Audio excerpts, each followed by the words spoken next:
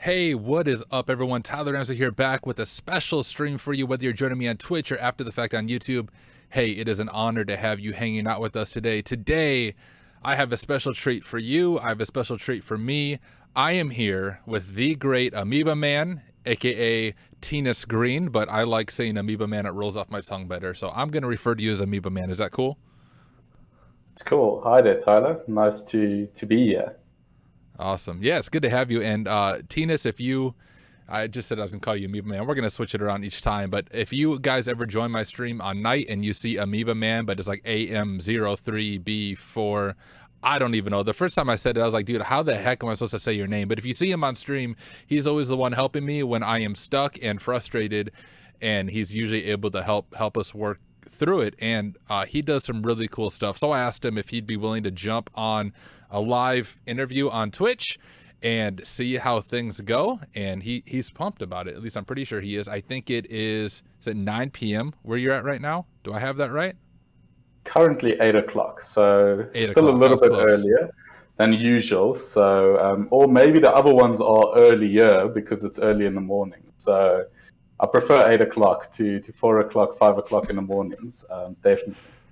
Cool. And the thing I have noticed about Tinus is he apparently doesn't believe in sleep. I'm pretty sure he doesn't sleep much. But let's go ahead and just dive into thing. Hey Grizzy, and for those of you joining on Twitch, let me also say I will get to your questions. So I have a long list of questions that kind of serve as a skeleton for our conversation, but I want to get to your guys' questions on Twitch as well. So for those of you watching on Twitch, if you can help me out with two things. The first thing is if anything sounds off as far as audio or video is, drop it in the chat and let me know. It's hard for me to check that while we are doing this. And the second thing is if you have any questions about cybersecurity or ethical hacking or career things or education or certifications, drop those comments and I will make sure I get to your questions as the interview goes. But Tinus, Amoeba Man, whoever you are, let's begin with the first question. If we had never met and you only had a few minutes to introduce yourself, so the classic elevator question, who are you? Sure. So, as you know by now, or probably haven't known since we haven't met before, my name is Tinus Green. I was born and raised in South Africa, where I'm still currently residing. I studied computer engineering before moving into the cybersecurity field. And I've now been sort of in the cybersecurity field for, I think, the last 5.5 years. By day, currently, I am a principal consultant at MWR. By night, I develop some content engineering work for Tryhackme. And then sometime in between all of that, I also work with the University of Pretoria, where I'm a project leader for some of their final year engineering project students. So that's basically what I do in a nutshell, quickly. Man, and so in other words, what you guys heard is he didn't mention anything about sleep, right? So he does things at day and night and extra things. So apparently does not sleep. And here's the power of technology. We were just talking about this before we went live, right? I'm here in the United States. He's in South Africa. We're able to have this conversation as if we were sitting down together. And you guys may notice a little bit of lag, but even with that, like this is just incredible to me. Thinking about it before we went live when we were talking ahead of time, the power of technology. But hey, like all great hackers, you have a hacker handle. I've referred to it a few times, which is Amoeba Man. Why? Like there has to be a story behind Amoeba Man. Why did you choose that as your hacker handle? So yeah, that funny story about that one is it's not really my hacker handle. It's more sort of my gaming handle, and that's sort of where it came from. It's basically from primary school. When you sort of get into computers and you're going to sort of like your first, we used to call them LANs. So that's where you actually connected to a local area network with your friends on like a hub and played some games and everything like that. The good old days. Each of us need to have a gaming handle. So basically during that in primary school, that's where the name originated, and where it comes from is from a Garfield comic. So I am quite a fan of the Garfield comics. I don't know if that's a good or a bad thing or whatever, That's but awesome. basically sometimes the Garfield comics have these themes that they run for a week. And I remember in one of the weeks, the Garfield comic theme was he was too lazy to sort of like get out of bed, out of his blanket. And for that, sort of like he created this persona of Amoeba Man. which then basically sort of just scoured on the floor in his blanket, sort of like eating food and everything like that, and like saying that the Amoeba Man striked again.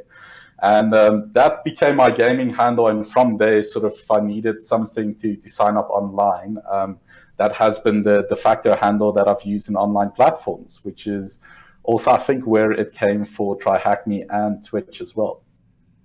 Okay, so as you share that, I thought I looked up Amoeba Man, right? When I first met you, thinking like, why did the guy choose this name? And Amoeba Man, I'd have to Google this again, but an amoeba can take different shapes, right? Just like it can change into different appearances. So I thought, hey, that's a sweet hacker handle. As a hacker, right? So you think of social engineering, you can be different people. So there's more depth than I guess you even realize when you picked it in primary school. I never realized that, but it's so cool. So definitely. That's cool. Hey, gaming. What games did you play? Just out of curiosity. So I mean, I feel like anyone that sort of was raised right, you start with Counter-Strike and Heck yeah, that entire 1.6? sort of exactly, Yeah. right? With like the old Office and Dust maps and everything like that. That was golden standard. And then from there, it moved into sort of like the field of Team Fortress 2, which I was a very, very big fan of. We actually played in some weird, it was semi-professional, but not really, but really, really nice to do that. And then from there, sort of, it boiled down to some group-based multiplayer games, some Dota as well, but very, very salty there. So those were the regular games to play back in the day. Do you still game now? Like in all the free time that you have? So that's problem number one. Problem number two, currently, sort of the desktop PC is sitting there, not being booted currently. It's still powerful enough to pull games. I remember during sort of the pandemic, I did actually boot it up and played with a couple of friends, which was really, really nice, just to get a little bit of semi-social interaction again. But recently, I'm going to be honest, I've been too busy to pay attention to games at all. So nothing now. Sure. One of these live streams that I do, we'll have to take a break from hacking, and we'll all just boot up CS 1.6 and like jump into a Dust 2 map and just see how it goes. Good stuff. Well, let's steer back into cybersecurity. I totally got us distracted talking about gaming. You said you're currently a principal security consultant at MWR Cybersec. What does that mean? Like, what does your day-to-day actually look like? Yeah, that's an interesting question. I think my role has definitely changed over the last few years. So, I mean, let's start with that first one on like what does that actually mean? Good question. I'm still figuring out some of the ropes. I've only been in this position now for, I think, half a year now. But essentially, it's sort of like our top level for consultancy. So you start out as associate, then sort of just consultant, then senior, and then principal. And while that all sounds fancy, what they don't tell you is that basically you move a little bit further away from security testing and more into sort of like Excel spreadsheet work. And yeah, maybe one of these days we'll hack via Excel, not just for phishing. But it's not as glamorous currently as it looks. But look, the good old days of associate, that was where it was sort of like back-to-back assessments every single day. And yeah, now as you become more senior, it makes sense that there's a little bit more administration and everything. But that's one aspect of it. The one part of senior consultancy that I like, and it's usually because consultancy work has like a 2-year lifetime, they usually say, because it's such a massive stepping stone, day to day, a different job that you're doing and everything like that, that usually people use it as a stepping stone and then they move on to something else. They go work at one of the clients. But if you have the privilege of sort of sticking it out a little bit and doing senior consultancy, then things start to get a little bit more strategic. So the assessments become quite bigger and the stakes are higher. And I feel like you have an opportunity to really dive into the stuff that you really enjoy and deep dive into a specific field and go for that. So in terms of my path or sort of like what I'm currently doing as a principal consultant is mainly cyber defense and strategic advisory. So with both of those, my day-to-day is either sort of looking at very large environments and performing threat modeling, trying to understand that entire thing of the attacker mindset, how would they go about attacking it, and then actually executing those attacks. So look, it's not just all theoretical. You do still need to have a couple of good technical skills. And then some of the other work is primarily around sort of how do you fix things? Which sounds easy, right? You give a report and you tell them, go fix the following things. And then you test them again in a year's time and like nothing's fixed. And you go like, but I told you, fix this. Like, what's wrong here? But when you actually sort of just dive a little bit deeper and you have some conversations with them, you realize that in today's time, so much of an organization is heavily integrated and there's so many legacy things that it's not as easy as just step 1, 2, 3, 4, 5, and there you go, you're secure. There's no button to press and it miraculously works. So trying to work with them and actually sort of trying to change things. And I enjoy that because I've learned a lot. Like a lot of things that I think I personally took for granted of like saying, oh, just do this or just do that. For the last couple of years, I've realized sort of it's not that easy, actually quite hard. So yeah, but I just want to say like with all of that being said, I do still enjoy a proper technical assessment here and there when the bug bites me. Those will be things like ATM testing that I do enjoy. When the Active Directory certificate exploits came out, I was like a school kid again. Like SpecOps just did such amazing work with what they found there.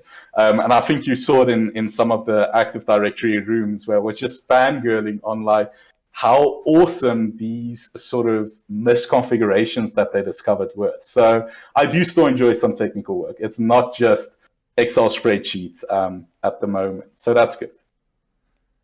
That is awesome. And you've reached what many people think is the pinnacle of IT, right? People want to get into cybersecurity. And then from that, a lot of people want to be in the world of offensive security, professional hacking, ethical hacking, whatever you want to call it, which is essentially what you're doing now. So just share with us your journey. How did you go from Counter-Strike 1.6 playing Dust 2 to where you're at today? Like, are there pivotal people, pivotal moments? What does your journey look like? Okay, that's a loaded question. It's been a long journey, and it's definitely not done. And I don't know about the pinnacle. Like thanks for the compliment, but I think the more you dive into cybersecurity, the more you know that you don't know stuff, and that there's still so much more that you need to explore. In terms of the journey for me in regular information security, or no, let's start with information technology, so IT. That was a young age. I think I was very, very fortunate with my father having a laptop very early for his work and everything like that, which meant that I think I was something like 3 or 4 years old where I could start sort of like playing around. It's before the good old days or regular days now where they know that laptop screens are probably bad for young children. But I mean, yeah, that was before that time. But I played around with technology from a young age. But I don't necessarily consider that like getting into IT, because I think a lot of sort of the youth of today, they know how to use technology and they're great at it.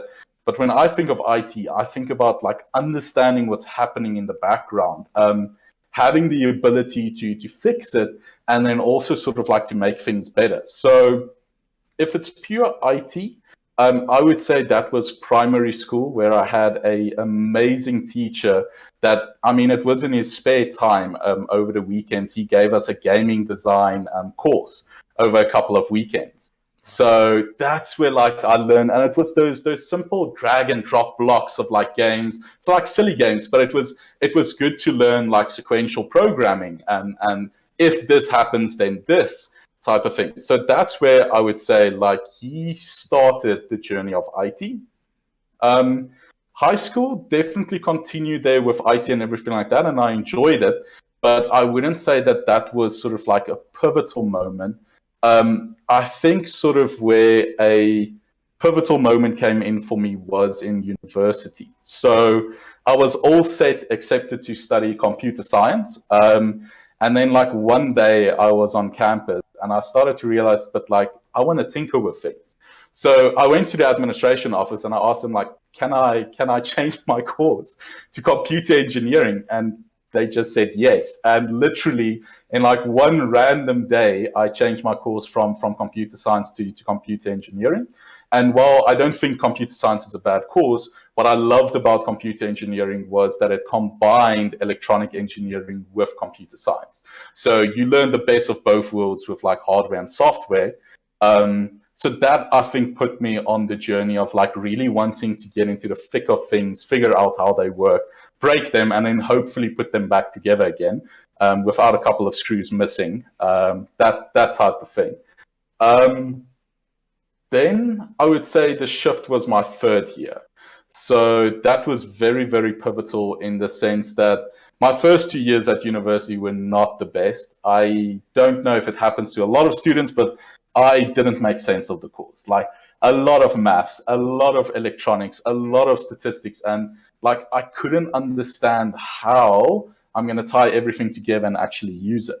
And what was nice about my third year was that was the first year where things got practical. So, I mean, you saw someone posted it on the LinkedIn. I can't remember. I couldn't sort of believe it that some people actually remembered that. But it was where we had to build a simple robot that followed a green line. Now, I mean, you can buy a Lego Mindstorm to do that for you. But what makes it different for engineering was the fact that everything was developed from first principles. So I'm talking about literally using photo transistors and then shining light to detect sort of like what's the color and everything like that. So you have this 2 years of theoretical background, and then all of a sudden you're in the deep end. We're like, cool, now apply it. Good luck. But that sort of, it made sense. It clicked. And that's where I started to enjoy things. And then I moved into intelligent systems. And that's where I must say I met an amazing mentor that was my project leader. And then later he was my study leader for my honors here. He was a person that played quite a bit of a massive role in sort of like shaping me to test limits. It's probably not a good thing, but the not sleeping part, I think that comes from him and his honors course and everything like that. But he was quite someone. He's actually one of the only named contributors on the Linux kernel from South Africa. Like, wow. He contributed to the original Linux kernel. So he really helped me to sort of like push a lot of limits. Okay, but now it's engineering. So like, how on earth do you jump from there to cybersecurity? And that was quite a big jump. So I had a bursary for my engineering degree, but it was in the public sector, and I was a little bit iffy about sort of like what growth I was going to get. Look, public sector pays a lot, but that's what happens. They pay a lot, and then maybe the growth is not as great as you want it to be.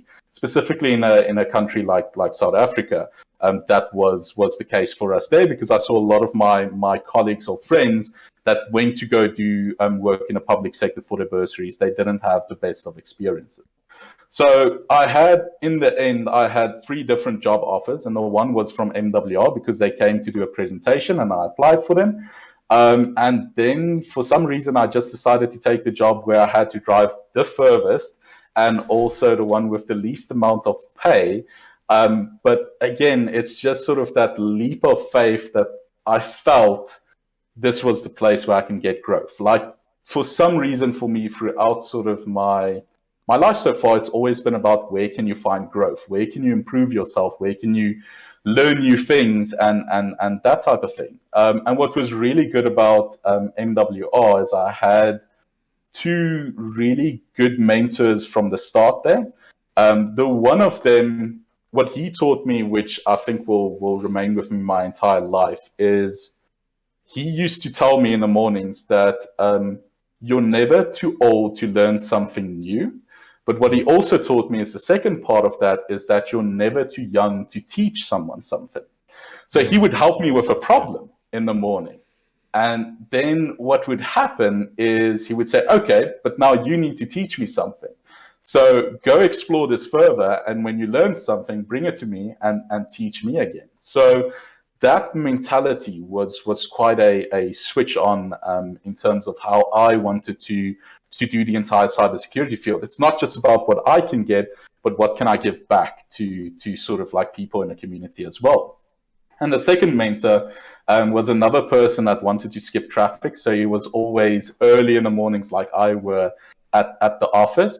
And we sort of hit it off and had a couple of good conversations. And at the end of our probation, you have to do a mock pen test. And then you can go shadow another consultant. And then basically after that, you become a consultant and now you can do consultancy work. But he had a ATM assessment that was coming up. And I begged them that I could postpone my mock pen test so that I could basically shadow him on this ATM assessment. And from him, I sort of learned about the entire thing of consultancy methodology. How do you perform testing, note-taking, documentation, like everything there. I think he shaped a lot around sort of like what my methodology is there. So I think between the two of them, that was the jumpstart to my cybersec career. And I mean, look, along my career from that start, there has been amazing mentors. There has been amazing friends. Some of them have gone to work for some of our clients. And it's always nice when you meet them on the other side, because I think at that point, you both have a mutual understanding about why security matters, but also sort of security in balance, right? It's give and take. Like, we can't fix all of these issues. So like, which ones are the most important? Where are we going to spend our budget on things? So it's really been great to work in the cybersecurity field, but I think that's the entire cybersecurity field. I think it's been amazing for me to see that it's moved away from sort of the basement hacking culture, and that's not necessarily wrong, but I feel attacked almost, because I'm in my basement right now. I feel personally attacked. I mean, yes, but you don't have the hoodie yet today, so it's all good. It's somewhere. But the fact of the matter is, like, that old culture of it sort of like being in the shadows and not necessarily being talked about. I think in today's time, it's really a active community where I think the overall majority is to try and make the world secure. It's not to set it on fire. I think if you think back to the good days of Anonymous, LolSec, those were really the world's on fire. And I feel like we've moved past that now, where we take it seriously, but as a community, we're really trying to make the world a better place. And that, I think, is sort of been my journey so far. So it's been a bit of a roller coaster ride so far, but I've thoroughly enjoyed it. So good. You already answered this before. I have so many things I want to dig into based on how you answered that question, but remind me, how long have you been in the world of cybersecurity as a professional? As a professional, well, I don't know if I consider myself professional, but we'll say I'm in the field for 5.5 years so far. Okay, so for 5.5 years, you've seen something from 5 years ago. I'm sure you're looking at the future. Just paint for us how you see the security landscape, how it changed from when you first started to where it's at now, and how different things, as companies move to cloud technology, things like that. Where do you see the security landscape going, if that question makes sense? Yeah, that's interesting. I think it's more of the same and less of the same, which I know doesn't make sense. But again, like I think I mentioned, sort of you have this thing where a lot of companies are becoming a lot more security aware. And what's nice about that is they start to care about security, they start to understand it. And I don't know why. Maybe it's a publicity, maybe it's regulations, maybe it's sort of the increase in amount of attacks, but that's something good, right? Because it's currently, I think, easier than what it ever was to get budget for security, right? Because it's like, here's the massive fine you're going to pay, right? Or we can just spend a little bit on security and make sure that we don't have to pay the fine, type of thing. So it's good. It's moving in the right direction, I feel. But on the flip side, like legacy stuff, man, like, you can't get rid of legacy. I mean, you've seen through something like the Active Directory rooms. Like, how do you fix that? Like, where do you start to fix your Active Directory structure rather than just sort of rebuilding it? from scratch. And we've seen a lot of clients that actually went on the endeavor to create a brand new Active Directory domain, because that's so much simpler than trying to fix the one that they have. So, and that's just one facet of it. But I think for that reason, even though the security landscape is changing for the positive, there's a lot of legacy. And unfortunately, with the legacy stuff, if you're vulnerable to it, you're vulnerable. And it's a difficult discussion to have. But now we're finding the same vulnerability every year that we come for a test. And that's not necessarily helping. But as I mentioned, I feel like we are moving in a positive direction, even though it might just be for an awareness thing. But as we get more people aware of cybersecurity, I think that's good, because I think what happens there is you might not directly have a cybersecurity role, but you being aware of cybersecurity in your current role means that you're paying attention to it. If you're a product owner, a developer, or anyone like that, the more people we make aware of it, I think the better it's going to be for them to actually move it in the right direction. That's good. And you've worked with many companies, I mean, hacking their networks, essentially exposing vulnerabilities. As you think through the different companies you've worked with, of course, like we don't need real specifics, but what are some of the most common, let's say the most common 2 or 3 vulnerabilities that your team uses to get that first initial foothold into a company's network? Is there anything that stands out to you? Yeah. So unfortunately, I don't think the security landscape has changed as much as it should. If we're talking about things like red team work, then unfortunately humans are still your weakest link. Sure. And there it's phishing. I think we haven't yet had a red team exercise where we were not able to perform the breach. And that breach has primarily been through phishing. I would say every single one of those engagements had an element of phishing. Now, there was other vulnerabilities. If you remember things like hafnium from Exchange, which allowed you to get remote code execution. There are those type of things where you actually breach the perimeter on an application. But I would say that's the 1%. Like 99% of the times, it's phishing campaigns. What's positive is I think the phishing campaigns have to be a little bit more targeted. It's no longer like get a free McDonald's voucher and please type in your Active Directory credentials to get your McDonald's voucher. So look, I think we've changed that type of thing, but it's a very interesting thing. And I mean, there's an entire field in the psychology and open source intelligence and social engineering. But like humans are intrinsically curious things. Like, what is this? This document, it looks interesting. It's not for me, but I want to see what it has.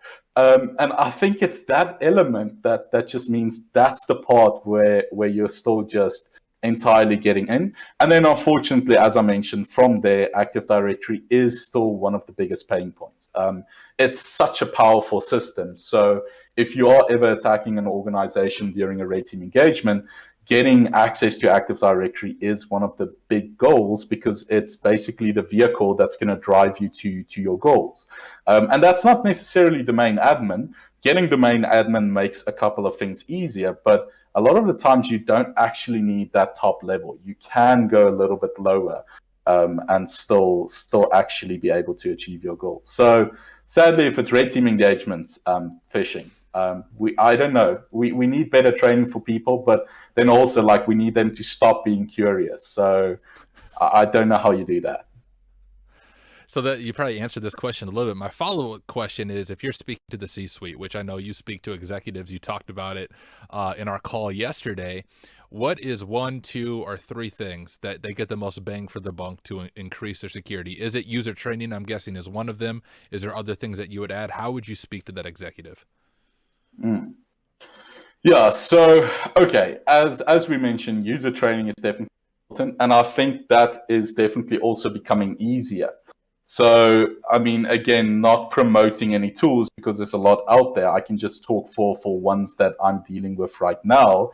Is, I mean, even in our organization like MWR, we currently have a E5 license from Microsoft, which most organizations that have Active Directory, you need that. You're not getting away. And there's actually a lot of features that come with that E5 license. And one of my new favorite ones is the fact that you can actually do internal phishing.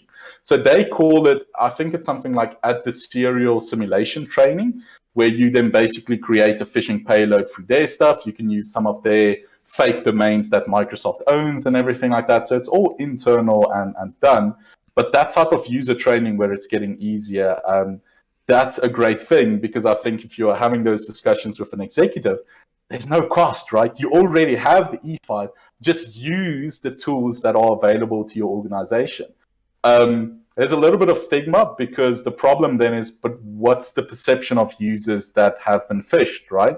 Like, how do we deal with that and everything? And I think we just need to get past that stigma. Like, look, this is for training for the better of everyone. I mean, we even phish, or I should take full responsibility for the phishing emails that I sent to MWR and some of the chaos that I have caused by sending those. Because if you're a cybersecurity firm, like, you need to up the ante of what you're going to send in a phishing email.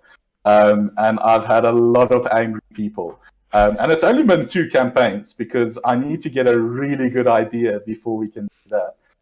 But phishing is amazing. And as I say, using the existing tools that you have, because there's a lot out there.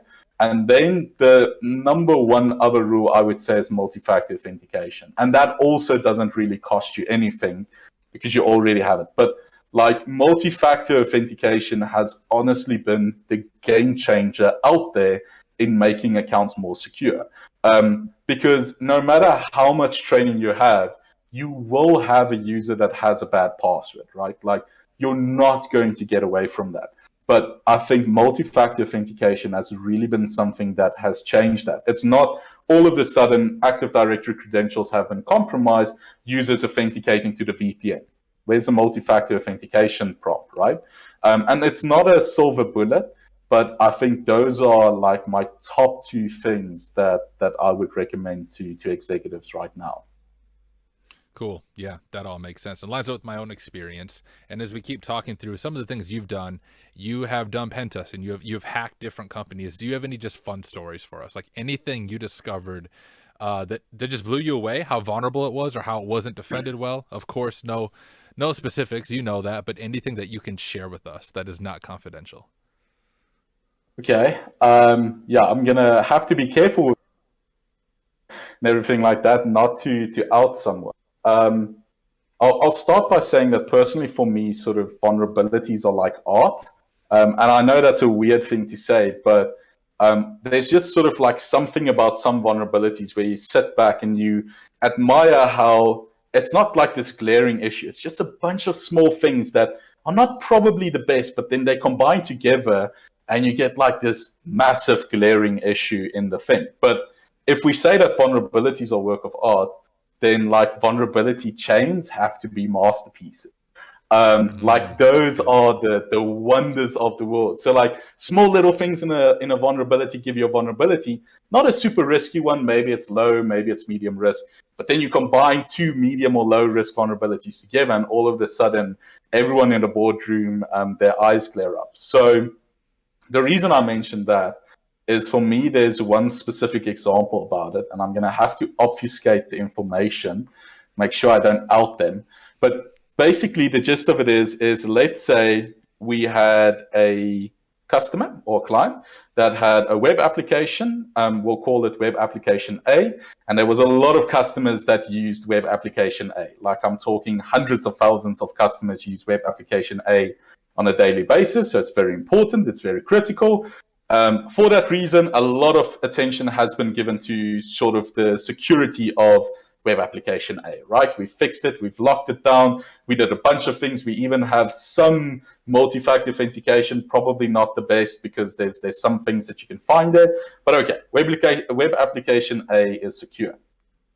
Then you have web application B, right, which is like a legacy application that uses the same credentials as web application A, and was used for, it was something legacy where they were like giving customers a free antivirus license. It was something like that, where they were just sort of like giving them a license on this application.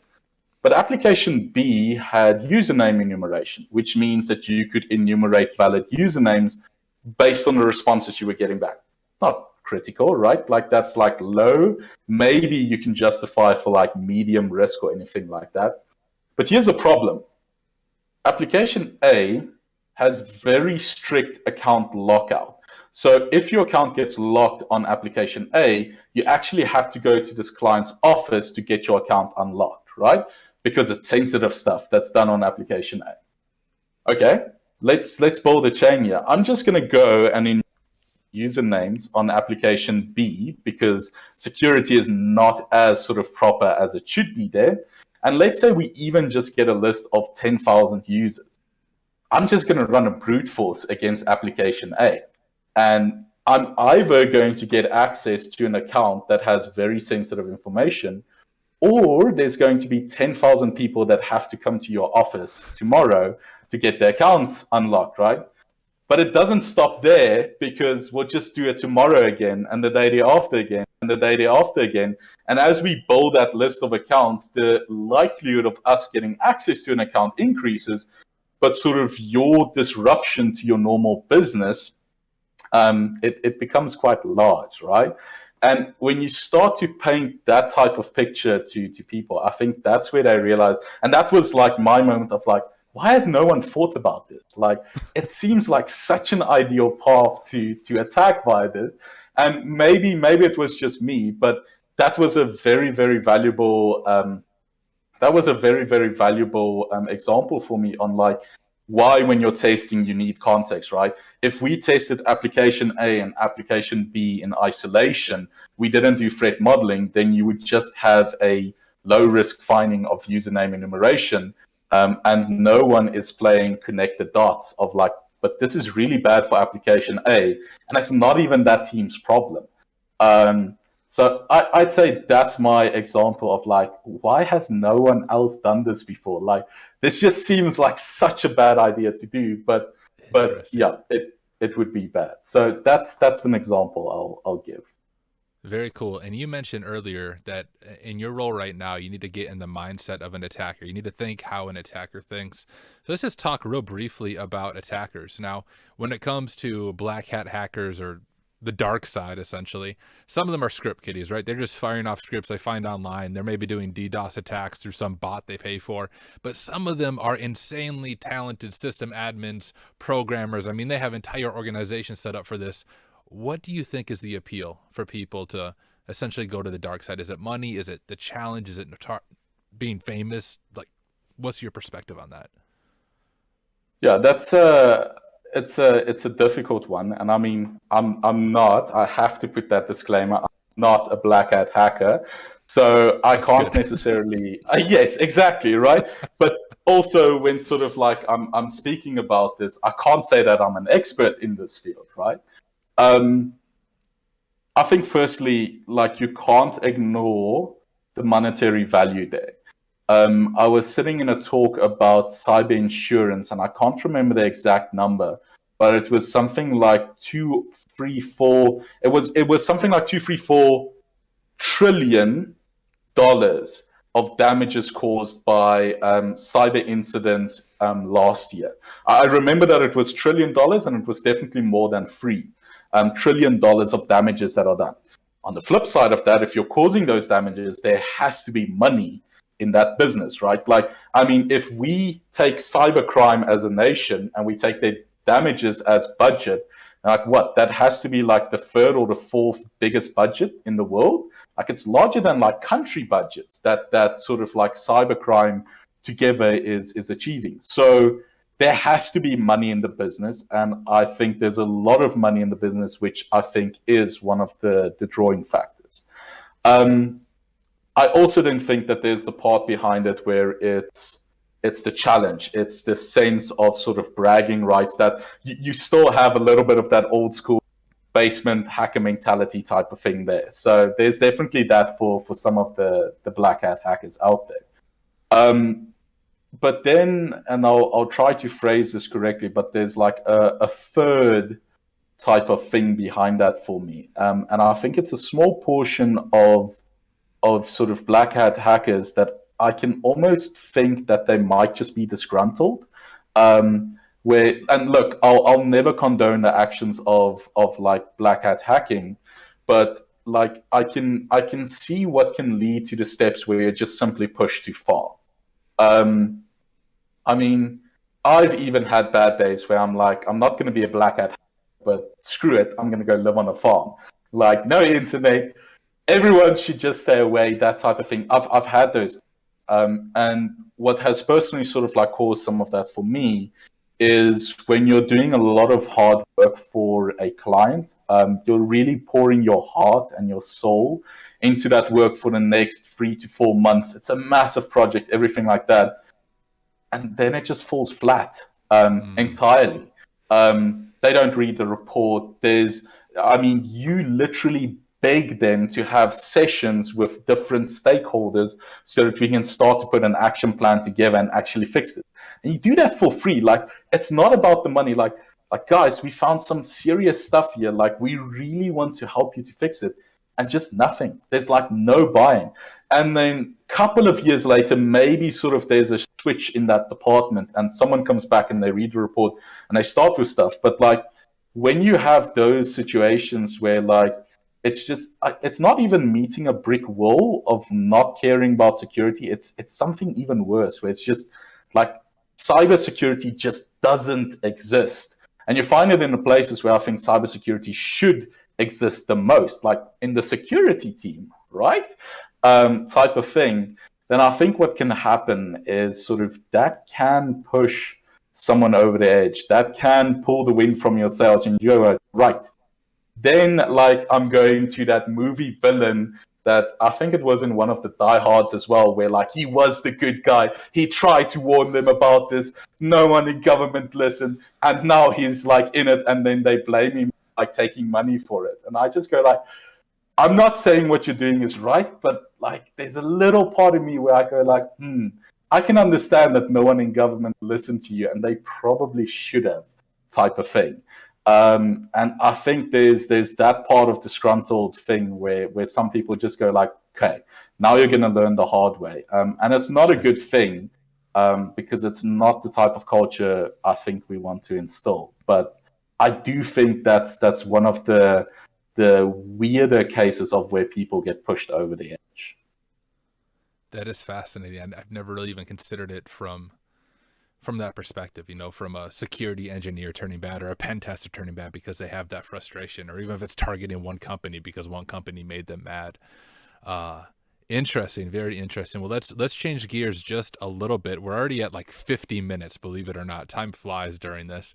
So I'll try to start wrapping up, give you back some of your time. But let's talk a little bit about Tryhackme. I think that's how you and I first met. I did a live stream on some room that you made. Didn't even realize you're the one who made the room, and you messaged me on Discord and we connected there. And it's been really cool to get to know you and to receive your help and your mentorship as I grow and learn in my own career path. But let's talk about Tryhackme. You are a content engineer, a red team content engineer, I believe, specifically for Tryhackme. For those who are completely new or maybe have never heard of the Tryhackme platform, I know a lot of people like on my Facebook page who might come to this are interested in IT, but haven't really dug deep down. Share with us real briefly, what is Tryhackme? Yeah, so Tryhackme is a online learning platform that is used to teach cybersecurity. And sort of I am a massive fan of it, which is also why sort of I wanted to be a part of the team there. And it's also a very, very amazing thing for me is that I think they teach you about cybersecurity. Don't get me wrong, there are a lot of places where you can learn about cybersecurity, but learning versus being taught is something different. When I started my journey sort of like 5.5 years ago, you had CTFs, capture the flags, and they're not bad, but I don't think they are teaching you cybersecurity, right? You are learning from doing them, but it's a lot of where it's on your own thing. Want to figure out something else, you need to go there as well. So what I liked about Tryhackme is that it's a platform that teaches you cybersecurity. And what I really like about it is that I think it's one of the, well, I'll say personally for me, one of the only platforms that figured out the recipe of teaching cybersecurity principles to someone that might not even be in the information technology field. Like, you can start on Tryhackme as a not a complete beginner to cybersecurity, almost a complete beginner to IT. And I can attest to this because, I mean, I've taken one of our delivery managers, who is someone that's sort of like for our jobs. They help with scheduling, they help with getting requirements, everything like that. I took one of our delivery managers, I took them through the entire complete beginner pathway. And got them to the point where they could ask the right questions to learn more.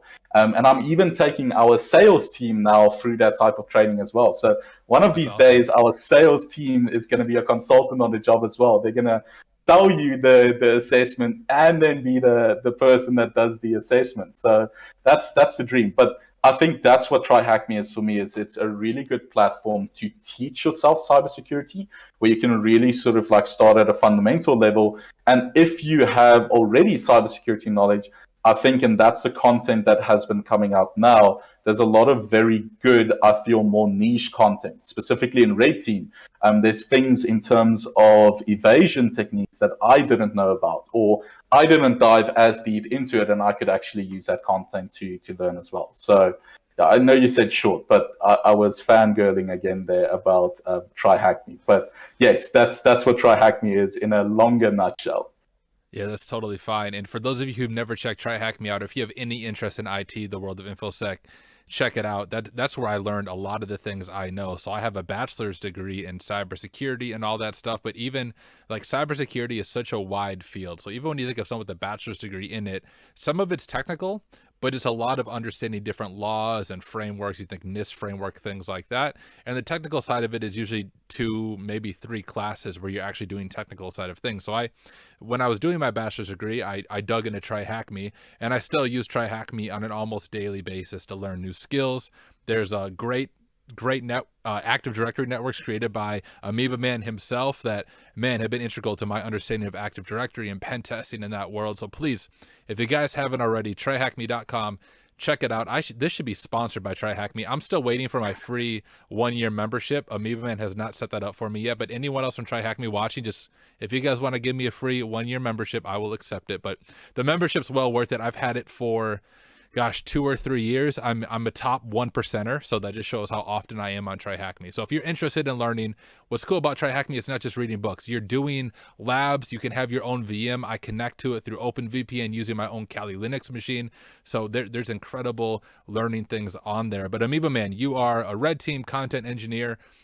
Share with us just some of the things you've worked on. I already mentioned the AD stuff, but share with you some of the highlights of being on staff with Tryhackme, what you've worked on in the past, and some exciting things you're working on for the future. Yeah, I think I started in red teaming, and I do think one of the reasons they got me involved there was the entire Active Directory learning as well, and providing that content.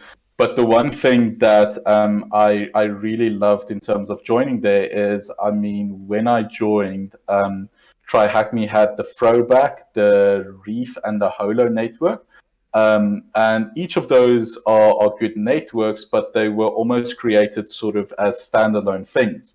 So when I joined, one of the things that I'm doing, and I don't actually like, cloud is one of my not favorite type of things to do, but I am actually in AWS, I'm helping them in terms of how to boot those large networks, how to make it a little bit more efficient in terms of the development of networks. So with that being said, and why I'm mentioning that is I've actually switched gears a little bit from the regular Red Team content that I'm creating, and I've now joined forces with the DevOps team to basically create DevOps content. So I'm working a little bit on that.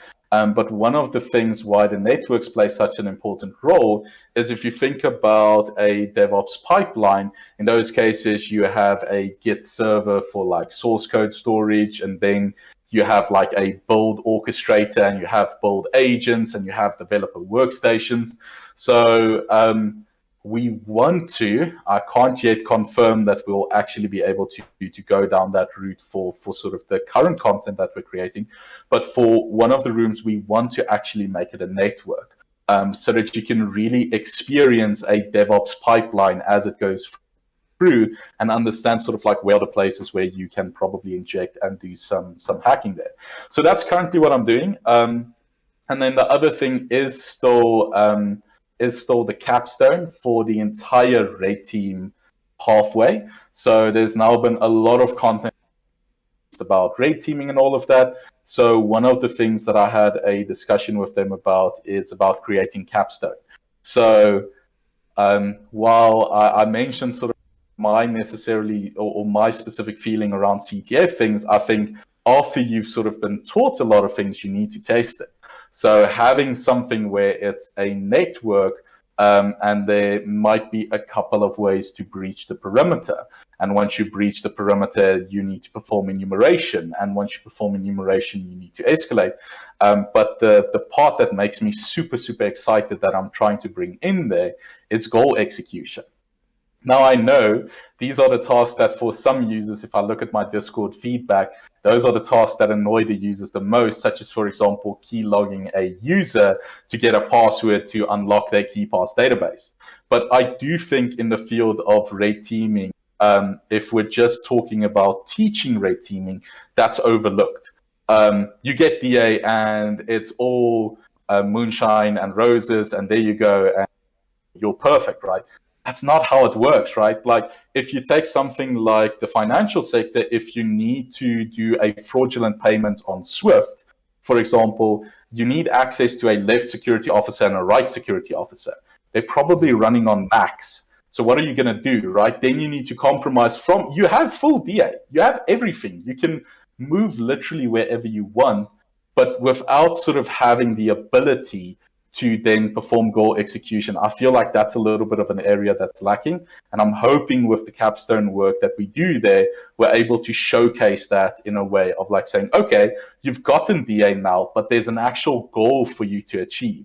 Now you need to use all of the knowledge that you have applied. You need to spread out feelers in the network for the right things that you're looking for to be in a position where you're able to achieve that goal and then actually achieve it.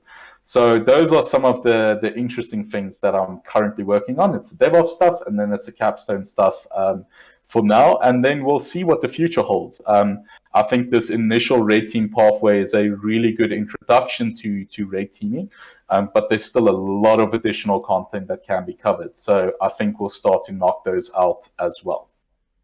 That's all exciting stuff. And as we kind of wrap up our interview time, let's just close by talking about career advice. So I know that you're involved in hiring decisions at your company. You're part of the wider conversation of the InfoSec or cybersecurity world.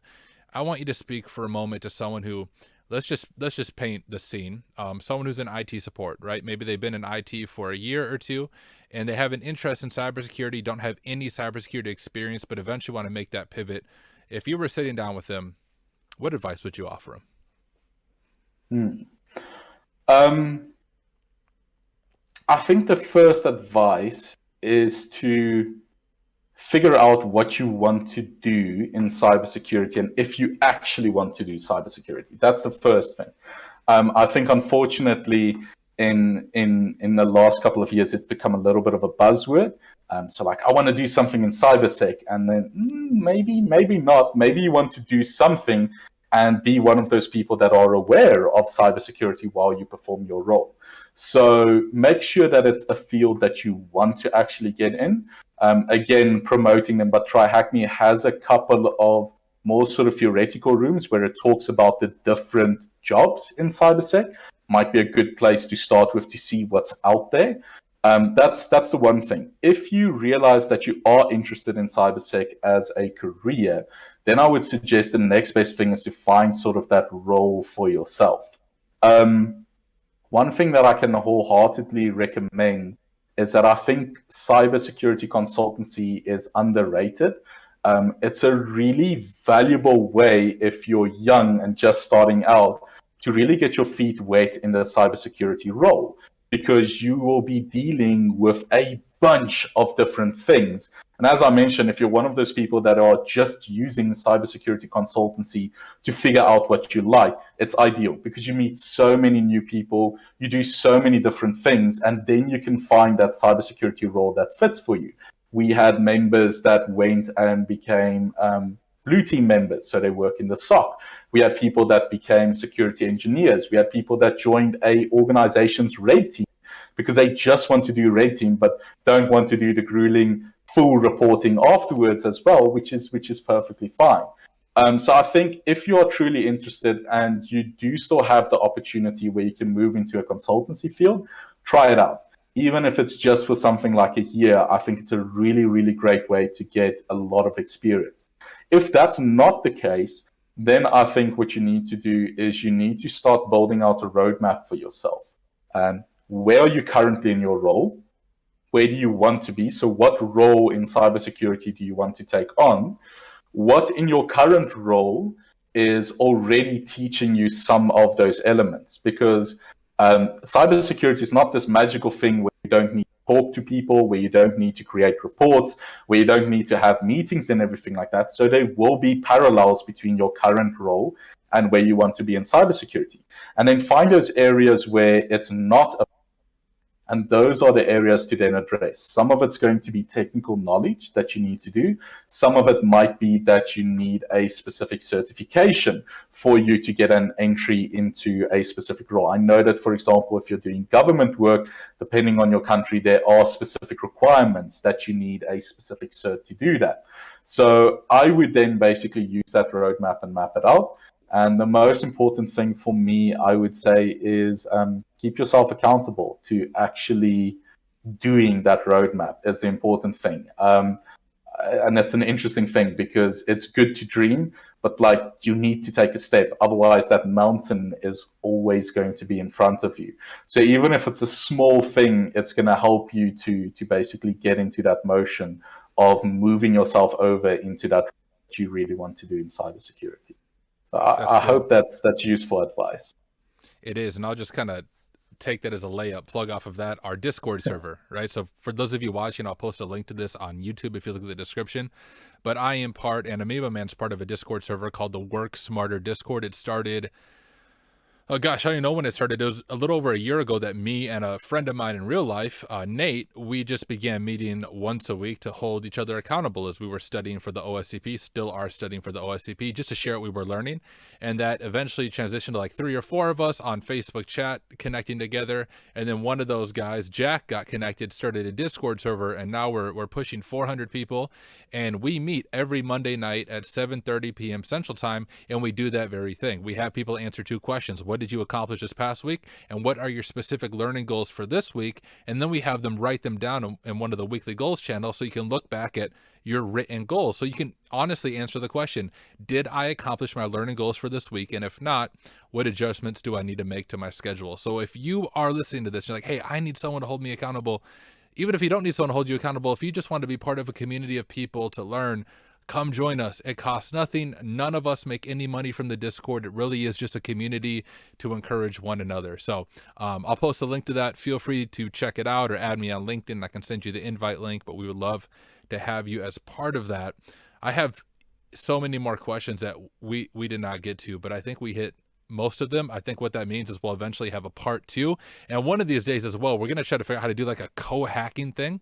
And we'll have am03bam4n show us some of his sweet elite hacking skills, and we'll learn from him in that regard. Let me just ask you this. Any closing advice for us as you reflect on your own journey, as you reflect on other people trying to get into this field? Give us some words of wisdom, and we'll close with that. Yeah. How to think of a closer in like 5 or 6 seconds thing. Put me on the spot there. I think I'll use cybersecurity as sort of like a vehicle because it's not necessarily the field for everyone.